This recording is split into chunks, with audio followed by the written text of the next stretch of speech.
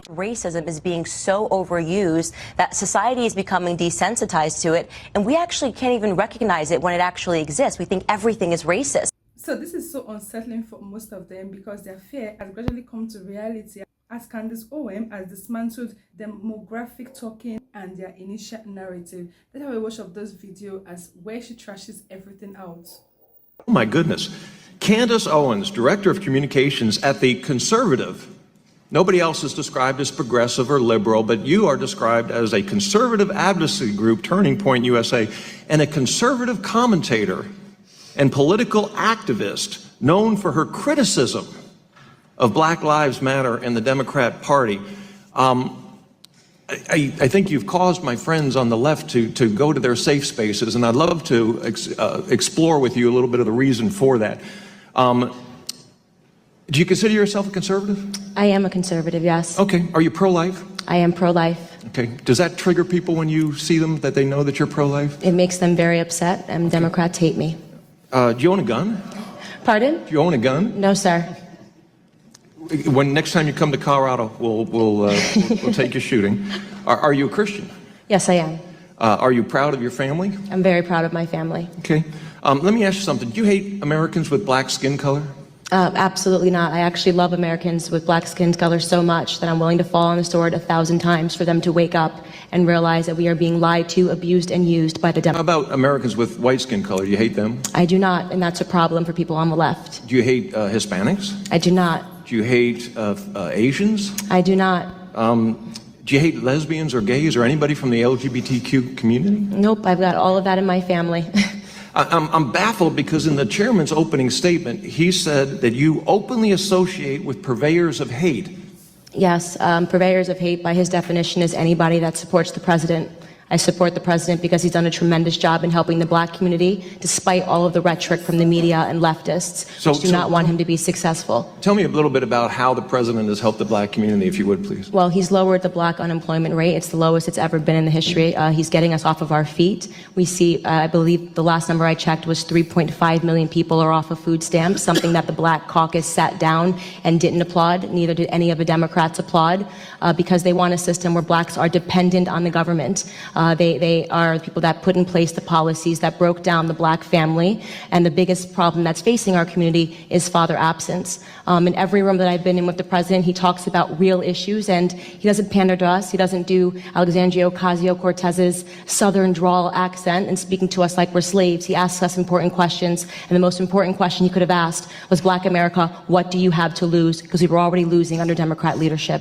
Do you believe that you openly associate with purveyors of hate? I absolutely do not. I have no tolerance for hate whatsoever. Do you believe that college campuses should be open discussions, or there should be open discussions on college campuses for various issues?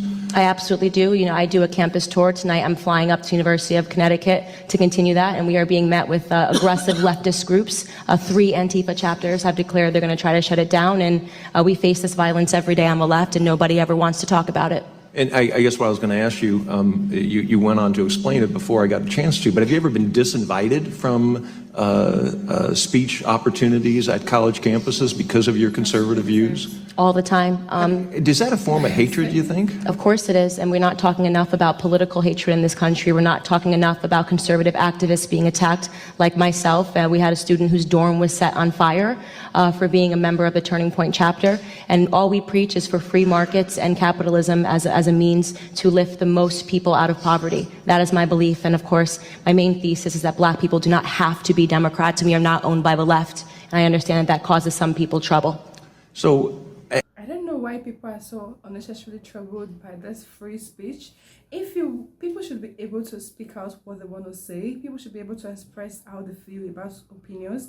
But some people actually feel they shouldn't. I remember what happened to the late Charlie Kirk, and it was really so devastating that his life was snatched away from him because of this free speech. This is what people are talking about. You guys, you cannot take another one's life because of what they're saying. That doesn't actually make any sense. You guys are always like racism, this, racism, that. Meanwhile, you guys are actually the most racist of all. The most racist of all. I emphasize on that. Let's continue. As a conservative, you've attended many conservative events and visited with many conservatives. And I am not denying for a moment that there are white supremacists and we should condemn white supremacists, that there are Nazis and we should condemn Nazis, that there are hateful groups all across the political spectrum and we should condemn those. But in your interactions with conservatives, have you seen hateful speech, bigotry, race among the conservatives that you've associated with?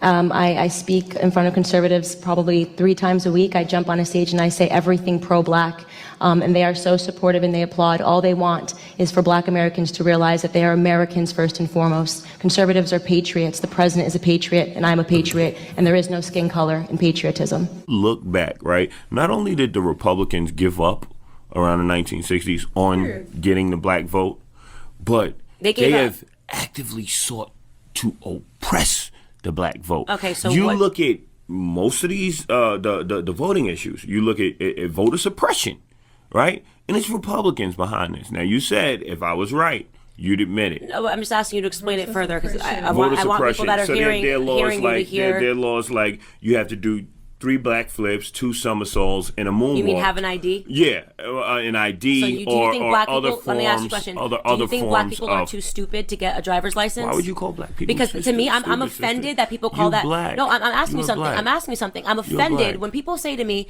that oppresses us. I'm like, I don't know a single black person that doesn't have ID. You can't drive. You can't buy a pack of cigarettes. You can't buy alcohol. Don't think we're so stupid that we can't figure out how to get ID. It's insulting to call that voter suppression. Okay. It's insulting. What about the closing and? Do you know a and single black what about- person that doesn't what have about- ID? Yeah, I do. I actually do. Really? What about because in I don't know a when single black you person that have go ID. to get ID, you need 3 other. How are they 4 living without other- ID? You can't go to need- school. You need 3, 4 other. You can go to school. You get a school ID. Okay, right, but they won't take that at the polls. So you're saying you they know won't black take people that at the polls. at 18 years old Yes. that cannot figure out how to get an ID. No, it's 'Cause not. That's insulting. See, the That's thing insulting is, to our no. community. What you don't understand is you need social security numbers. You need bank statement. You might need something mailed to your house. Bills. Like these kids aren't get a receiving bills. You need certain forms of information. Social security number, yeah. Several different pieces of information that a lot of people just don't have. And If okay, black people you're can't harping. figure out how You're to get harping. ID, You're we have harping. a way bigger Okay. problem. Racism is being so overused that society is becoming desensitized to it, and we actually can't even recognize it when it actually exists. We think everything is racist. The Washington Post did an analysis of how many people were killed by the police in the recent years, 1,000 of them. 500 of them were white, 250 were black. There were more unarmed white men killed by the police than unarmed black men. I do not remember when I was growing up having all of these race issues, okay? I really don't remember it. And then suddenly towards the end of Obama, we started hearing all of this rhetoric drummed up. It became white versus black all over again. And I say all over again, I shouldn't even say that because when I was alive, this was not an issue. One of the things I was really interested in is just the detrimental effects of these sorts of lies, where people don't realize that the people that it negatively impacts the most is always the community that they're trying to help, right? So you create this entire narrative, and what happens? Black people start raising up. We start burning down our own neighborhoods. You have black police officers that are negatively impacted by it because they're even being called Uncle Toms and coons just because they're pulling someone over. I touched upon the illiteracy rates. 75% of black boys in California not being able to read is a problem in black America.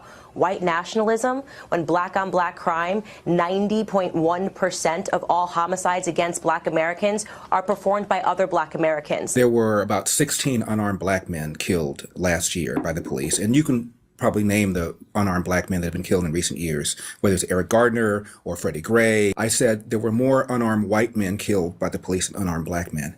Name one. Room was silent for almost 20 seconds. Can you insult a black person? Can you insult a black person without being a racist? That's just a question I think the minute that he went with lazy, he was using... Why are you saying black people are lazy? No, but that's why does the common word racist lazy trope. make you think That is a about... common racist No, it is trope. not. I've never been called lazy my entire Why life. did So he the call her question is, lazy? why does the word Why did he lazy call her make... lazy? No, I'm asking you a question. I asked you a question. You said that lazy makes you think of black people. That's what you're saying. That is a common racist trope. So that's within you, not That is within a him. common That is racist not a trope. common racist trope towards black people. And when you talk to cops, Candace, they will tell you they are more hesitant to pull the trigger on a black suspect than a white suspect. And this has been documented. There's an economist named Roland Fryer. He's at Harvard. And he did a study on whether or not the police were using deadly force against black people disproportionately. And he assumed he was going to find out that they were. He was shocked. Wow. He found out the police were more hesitant to pull the trigger on a black person than on a white person. To CNN, to the New York Times, to MSNBC and their anchors, to every single one of you race hustlers who have extorted black pain to line your own pockets, who have blindfolded the black youth against seeing the opportunities that lay beneath their feet here in America, I say this to you. There will be a Blexit. Wow, it's so absurd to think that these people are just talking anti-racism, anti-this, anti-this, anti-that. These people actually feel America is anti-black because they feel the Trump administration is anti-America. How does it actually make sense? If a black person is in support of Trump, they feel they are anti-black. Make it make sense. If you stand by the truth, you stand by things that are right, that does not make you to be racist. I just feel this is just a reverse racism. So many black people needs to watch this, needs to come to reawakening so that they are put on the right track. I'm sure people like Ilhan Omar would not see this because they're actually on the wrong track. Yes, I'm definitely in support of what she said here, because if you literally cannot figure out how to get an ID, then you shouldn't be allowed to choose who runs a country. I'm sorry to say. Like, I'm so in love with how Candace Owens has broken all their stereotypes and their narratives, and they were taken aback with their words. The only thing people talk about is racism, which is totally out of the question. Everything is not relative to racism, and that is what most of you fail to understand. Once they see someone that is black that is actually doing the right thing, they actually feel triggered unexpectedly. Why?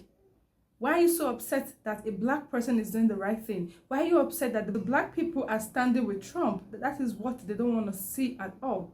Everything does not relate to racism. And Candace Owens has trashed this out so well, and I'm loving every of her points. I want to know what you all think about this video. Till then, I will see you in the next one. To this.